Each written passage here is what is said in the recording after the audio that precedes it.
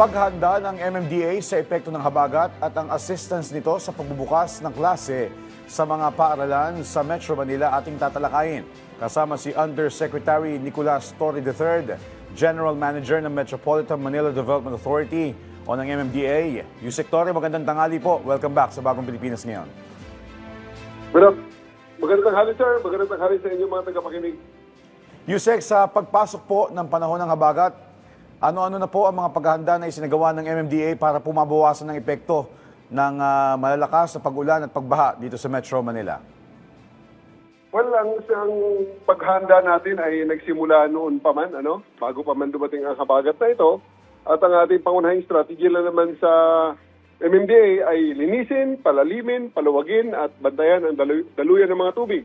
Kaya kasama sa mga ginagawa natin, yung regular declogging ng mga kanal at estero, nandun ang dredging ng mga ilog at waterways, clearing operations laban sa mga illegal structures at sa iba pang mga bara sa ating mga daluyan ng tubig, flood pumping station operations, sinisiguro rin natin na umaandar yan.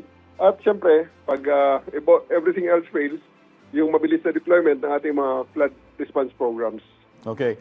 Well, Yusek, itong mga nakaraang pag-uulan, may mga kababayan tayong nagulat dahil nung umulan at bumaha, doon naglutangan yung mga sangkaterba o tonelalang basura. Kumusta po yung kasalukuyang flood mitigation measures sa Metro Manila? Kumusta po ang mga lugar na binabantayan niyo po, particular na yung mga flood-prone areas? Yun po, ang aming pag-consider niyan ng mga unang ulan ngayon, ng mga unang pag-ulan ngayong taon na to, ito na yung audit ng aming mga ginawa at paghahanda. Kaya nakita natin, may mga areas pa pala tayo na talagang ayusin at meron din mga areas na nilinis na natin pero kita naman natin, balik agad ang basura kasi nga ang upstream ay talagang nanggagaling pa rin ang basura. So sa ngayong araw na to, as we speak, nagkakaroon tayo ng mga pinatawag natin ang ating mga tauhan at magsasabay-sabay tayo simultaneous ng estero cleaning at bayanihan sa barangay na gagawin natin para dahil na-pinpoint natin ang mga areas na kailangan pa nating ayusin, ma-fast track na kaagad. That's good to hear, Yusek, na proactive tayo. Pero kumpirmahin lang po namin, nasa ilang pumping stations po ang kasalukuyang operational dito sa Metro Manila? At sa inyo po monitoring, sapat po ba ang kapasidad dito para tugunan ang matitinding buhos ng ulan? 71 po ang ating current na pumping stations na ino-operate ng MMDA at may mga additional na pumping stations pa sapagat may mga areas tayo na-identify na kailangan talaga natin at dagdagan ng pumping stations. So these are being programmed and implemented by the DPWH at pag nagawa na nila, itineturn over sa amin for maintenance and operations. Okay.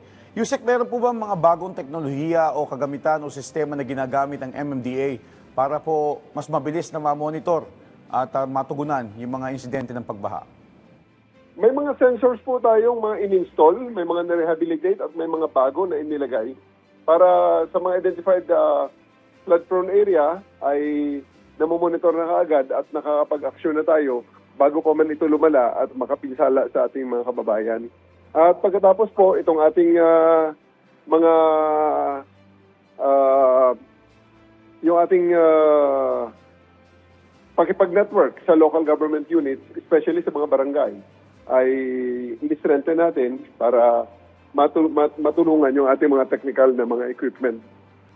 Okay. Yusek, perhaps we can elaborate more dun sa nabanggit mo nga na koordinasyon ng MMDA sa mga lokal na pamahalaan, strengthening yung coordination at gayon din sa iba pang ahensya. Paano po ninyo isinasagawa ito para nga matiyak na mabilis ang pagtugon kapag may baha o anumang insidente dulot ng malakas na ulan? Dahil minsan ito yung nagiging dulot din ng mabigat na daloy ng trapiko. Kasama po sa mga naging programa namin na talagang nire-reintroduce natin at talagang binibigyan ng emphasis ngayon sa ating mga kababayan, lalo na sa barangay, ay ang paggamit ng ating hotline 136. So meron tayong mga ino-organize sa mga 136 troopers, ito yung mga volunteers at tumatanggap tayo hanggang ngayon ng mga volunteers na ganyan na taga-Masid. At tatawag lang sa ating hotline na 136 at para malaman ng ating command center kung ano ang pangangailangan specifically sa isang lugar at yun ang ating pinaprioritize sa ating responde. Okay.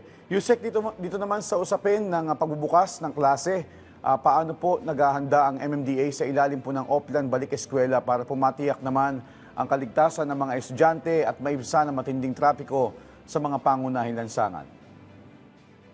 Even before itong rainy season at saka yung opening ng classes, kasama sa ating bayanihan sa barangay ang pag-repair ng mga road markings, yung mga pedestrian lanes, yung mga road signs, lalong-lalo na yung mga malapit sa mga eskwelahan sa paghahanda nga natin dito sa pagbubukas ng klase. So, kasama ang MMDA sa ating DepEd, kasama sa ating mga brigada eskwela na kinakandak sa iba-ibang mga lugar, simultaneous, all over Metro Manila, at nagbibigay kami ng support sa ating mga eskwelahan. Okay. Well, inaasahan po na magkakaroon ng bugso lalo na sa pagbubukas ng eskwelahan. Yusek, paano po magiging deployment ninyo sa mga tauhan ninyo sa traffic enforcers at emergency response teams, lalo na po dun nga po sa mga lugar na malapit sa mga paaralan, lalo kung sasabay pa, wag naman sana ito malalakas sa pagulan dahil nga habagat season na. Opo, napag-aralan na rin natin kung saan yung mga location ng mga eskwelahan natin at alin ang mga kailangan ng ating mga traffic enforcers. Kaya in coordination with the barangays and the local authorities, pati na rin sa security sector, ang MMDA ay nag-deploy ng ating mga traffic constables, traffic enforcers, at iba pang mga personnel na relevant makatulong sa ating mga estudyante. And including ng ating mga rescue, mga ambulances, pag kinakailangan, especially doon sa mga high volume at high population ng mga eskwelahan. Okay. Well, para po sa kalaman ng ating mga motorista, Yusek, saan-saan po mga lugar yung mga nakatakdang lagyan ng karagdagan traffic management measures o flood response assets dahil nga po sa inaasahang maapektuhan ng habagat at gayon din ang pagbubukas ng klase. Nang sa gayon, malaman nila kung kailangan nila mag-reroute o gamitin yung ating mga mabuhay lanes. Lagi naman po yan, sir, sa ilalim ng ating mga flyovers usually at saka yung mga malalapad nating mga sidewalks kung saan meron tayong mga satellite office ng MMDA. At lagi naman po nilang tandaan na lang, sir, ay nandyan ang ating social media accounts, ang ating Facebook, Twitter, at yung iba nating mga social media platforms kung saan regular kami nagbibigay ng mga announcement regarding sa mga pagbabago sa traffic flow, especially sa mga rerouting kung may mga special events. Okay. At sa ibang usapin naman po, ngayong ipinagdiriwang ang World Bicycle Day. Paano po isinusulong ng MMDA ang paggamit ng bisikleta bilang alternatibong transportasyon para makaiwas na rin sa traffic at polusyon sa Metro Manila? Ang MMDA ay patuloy na sumusuporta sa usapin ng active mobility at hindi lamang dyan sa Metro Manila. Actually, nandito ako sa Iloilo at nakikipagpulong sa Iloilo City Government para sa Active Mobility Forum nila at ito ay mga inisyatibo na dapat nating ma-replicate at tumitingin din kami aside sa sila ay tumitingin sa kung ano ang ating ginagawa dyan sa Metro Manila.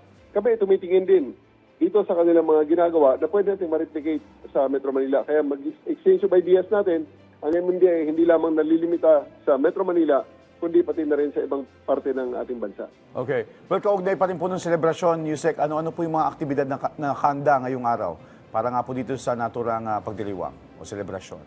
Ang World Bicycle Day natin, sir, ay lagi naman natin yung isinasabuhay at may mga programa tayong sa mga darating na mga araw, sa mga susunod na mga araw, ng mga launching natin ng ating mga bike lane program, relaunch na bike lane program at katatapos na din po nung MMDA at saka ng People's General Foundation, yung takbo at tadyak laban sa mga bully na ginawa nung May 16 at sa mga darating pa mga araw, sir, i-announce namin ang iba pa natin mga programs regarding sa pag-promote natin ng active mobility, especially na pagbibisikleta, yung bike to work at sa iba pang mga aktibidades natin. Okay. Well, sa kabila nga po ng dahil mahal pa rin ang presyo ng mga produktong petrolyo ngayon, Yusek, marami na po naiengganyo na magbisikleta. Ano po ba ang kasalukuyang estado ng mga bicycle lanes natin dito sa Metro Manila? Meron na po ba kayong planong o proyekto ng pagpapabuti para mas maging ligtas at maginhawa po yung ating mga nagbibisikleta sa lansangan? Sir, together with the DPWH, talaga ini-improve ng MMDA ang ating mga bicycle lanes. Sinisiguro natin na tatlo ang ating ginagamit dyan. Una, engineering. Pangalawa, facility. At pangatlo, yung end-of-trip facilities. Kaya meron tayong mga ginawa dyan na shower room. Nauna na yung sa Julia Vargas, Corner Meralco sa ating Motorcycle Riding Academy. At pagkatapos, ang iba pa nating mga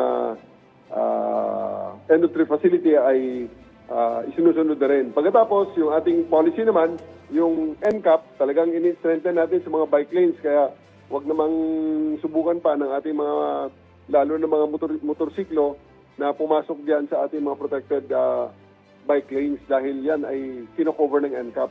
Magkasurpresahan na lang yan pag natanggap na nila yung kanilang mga notice of violations. Kaya mas nakabubuti na i-respeto na lang nila yung ang bike lane at wag na silang pumasok diyan. At pagkatapos, yung mga protected bike lanes naman ay patuloy na mini-maintain ng MMDA together with the DDPWH. Okay. Yusek, linawin na natin dahil minsan sa EDSA talagang bumper to bumper at maging yung mga motorsiklo wala na madaanan. Linawin po natin, maaari ba sila can they share lanes with the bicycle riders o talagang bawal sila sa bike lane? Sa particular dito sa EDSA. Yung bike lane po kasi sa EDSA na merong semento, talagang yan ay dapat naka-allocate lang talaga sa bisikleta yan. Opo. Hindi talaga pwedeng gamitin ng ating mga motorsiklo yan. Kaya ang NCAP natin, ini-strengthen natin dyan. There was a time na parang sinubukan na ito ay maging shared lane. Pero sa ngayon ay hindi talaga uubra at kailangan talagang maging free yan from motorized transport. Alright, malinaw po. Well, on that note, mensahe at paalala niyo po sa ating mga motorista, magulang at sa mga estudyante para po maging mas ligtas at handa sila sa posibleng epekto ng habagat. Ngayon nalalapit na rin po ang pagbubukas ng klase. Go ahead, Yusek. Mga kababayan, sa kahit anong emergency, lalo na ng mga aberya sa daan, laging tandaan, pag may aberya sa daan, pa-MMDA na yan. Dahil 136, 5 minuto, kami ay nandyan. Maraming salamat po. Maraming salamat po sa inyong oras at sa impormasyon, Undersecretary Nicolas Torre III, ang General Manager ng MMDA.